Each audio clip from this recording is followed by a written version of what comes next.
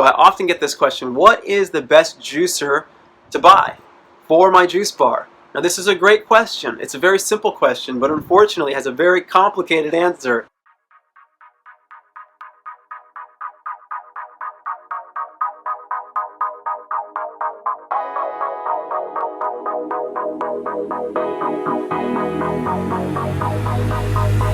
If you want to get high, let's meditate. Hey guys, Andrew McFarlane here. Hope you are feeling amazing. I'm feeling amazing, and I'm really excited to talk to you about this age-old question when it comes to equipment with your juice bar. So I often get this question, what is the best juicer to buy for my juice bar? Now this is a great question. It's a very simple question, but unfortunately has a very complicated answer, which I wish wasn't the case, but a lot of times that is the nature of the situation because there are a lot of things to think about. I want to share a quick story as it relates to this. I used to get this question a lot. When people would walk into my juice bar, they would ask me, what's the healthiest juice that I can buy? Right? Once again, seems like a simple question. What's the healthiest thing I can drink? But unfortunately, or fortunately, it has a complicated answer. There is no such thing as the healthiest drink, just like there is no such thing as the best juicer. Because my response would always be, well, it depends on what your needs are, because health is a personal thing. And you might be in a place where maybe you need to support your liver, let's say. And so you need some drink that's going to support your liver. But someone else might need something that's going to help them with digestion. So the healthiest thing for them is different than what the healthiest thing for you is, because there is no such thing as the healthiest drink. Now there are foods out there, there are items, there are things that have higher nutrient value or are more dynamic and are more antiviral and all of these things. That's true. So in the same way that when it comes to your juice bar, there is no best juicer, but there are juicers that categorically perform specific functions better than others. We're going to dive into this because I know it might feel like a lot. So there are a number of questions you have to ask yourself when you're considering what kind of juicer or juicers to buy. How much space do you have? Number one. What is your budget? Number two. What is your customer demand? Number three. And then what products are you actually juicing? Number four. Traditionally, in this industry, there were two categories of how you process juice. You're either making drinks to order or you're pressing juice. If you're making drinks to order, it's usually a faster process and you can get a centrifugal juicer. Or if you're pressing juice, you can get a cold press juicer or a twin gear juicer, and it's a slower process. Okay? Now there is a caveat to this that I'm going to mention at the end of this video because the industry is changing and there's new equipment coming out there, so I'm going to touch on that. But let's just talk about the way things used to be. So you'd have to think about, okay, well, what is my customer demand? Because if I'm using a centrifugal juicer, the quality might not be as good, but generally because it takes less time, there's less labor involved, the price point can be a little bit lower. But if I'm pressing juice, it's a slower process. You're going to get more nutrients out of it, and if there's customer demand and they can afford it, maybe they'll spend more for it, okay? That's one thing. The other question is looking at what are you actually juicing? Because, for example, people make and companies make wheatgrass juicers specifically for juicing wheatgrass.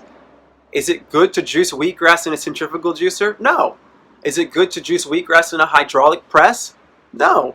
Ideally, you want to use a single gear auger juicer or a twin gear juicer. These things are built for juicing wheatgrass and leafy green vegetables and extracting all the nutrients from it.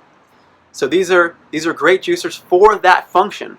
Are these kinds of juicers good for juicing base ingredients, things like apples and pineapples or oranges? No, they're terrible at it, okay? Because it's not their function. But something like, let's say for citrus, for example, a manual press or an automated citrus press, that's what they're built for, okay?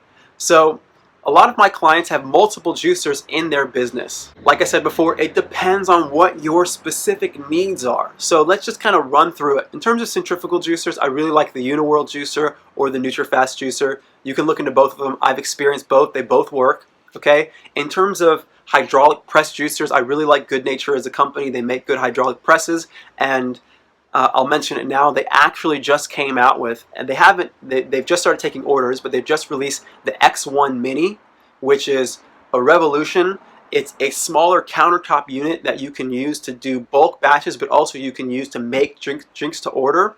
Okay, so I've been in contact with the owners there, Charlie. I actually did a whole video recently at Expo West having them walk through how the machine works, cleaning the machine, just so you guys can experience it. And we've built a relationship, so if you want this unit, we can probably save you some money. Reach out to me and we'll discuss it and see if I can connect you with Charlie and see what we can do for you. But that juicer is really going to change the industry as far as cold press, hydraulic press juicers go, because now you can make these drinks to order. Not only are you reducing space, but it's actually a pretty efficient juicer as well. Then we go to juicing things like ginger, leafy green, vegetables, wheatgrass, as I mentioned before. I don't love the hydraulic presses for these ingredients. They can work, it's okay, but you don't usually get the highest yields out of the hydraulic press. Usually you're going to get higher yields from something that is a single gear, twin gear juicer, like an angel juicer, like a wheatgrass juicer, right? The other thing and the last thing that I want to mention that you need to think about is also what's the permitting process in your environment, because some places like here in LA, your units have to be NSF approved, ETL approved, or UL approved. These are regulating agencies that determine if your unit and your equipment is sanitary and or if it is safe for your staff to use, so that no one's going to get hurt. So I have a whole, there's kind of a lot in this conversation. I have a whole hour-long lesson in the online course. If you haven't taken it, I recommend you do. There's a link below. It will dive into that and more. But I wanted to do this overview because I do get this question a lot, and I hope this helps bring some clarity to let you inquire and think about what kinds of products and produce you're going to be serving, what your customer demand is, what your budget is, and how much space you actually have. So that's the message now. Stay tuned. I'm really excited. I'm going to take some time and edit this new video that I was at Expo West for a few days. This is the largest natural products conference in the world. Something like, I heard 100,000 people go to this expo. It was here in Anaheim, California the other day, and I took a whole video, and so it's going to take me a while to edit, but you'll see me and Charlie together featuring the X1 Mini. You'll also see a lot of the up-and-coming products. I made relationships for you guys with acai vendors and plant-based protein powder vendors and wholesale vendors and all of these things. So stay tuned for that, and as always, wishing you guys much success. Hope you're having a beautiful day. This is Andrew McFarland with StartAJuiceBar.com. Reach out to me if you need anything, and I'll see you guys soon.